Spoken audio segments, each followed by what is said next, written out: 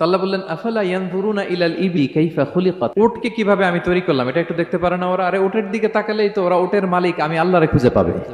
উটের কথা আল্লাহ কেন বললেন? উট হচ্ছে এমন আজীব একটা প্রাণী যেটা প্রাণী বিজ্ঞানীদেরকে হয়রান করে দিয়েছে।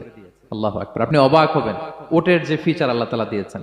মক্কার লোকেরা উটের গোশত খাইতো, উটের দুধ খাইতো, উটের চামড়া দিয়ে দ্য ফাইনেস্ট লেদার তারা বানাতো, উটের উপর মাল নিয়ে বোঝাই করে এক প্রান্ত থেকে আরেক প্রান্তে পাড়ি দিত, নিজেরা উটের উপর রাইডিং করত।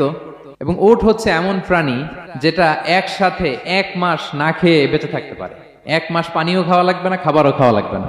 প্রাপ্তবয়স্ক একটা উট একসাথে 200 লিটার পানি খেয়ে ফেলতে পারে। এবং উটের পেটের ভিতরে একটা স্পেশাল ওয়াটার চেম্বার আছে, ওই চেম্বারে রেখে দেয়, যখন লাগবে ওইখান থেকে নিয়ে নিয়ে বেঁচে থাকে। 1 মাস না খেয়ে বেঁচে থাকে কি করে? উটের পিঠে দেখবেন একটা কুজ আছে, এই পুরো কুজটা হচ্ছে চর্বির আধার। ওটের যখন খাবার থাকে না মরুভূমিতে, মাসের পর মাস যখন চলে, ওই চর্বি থেকে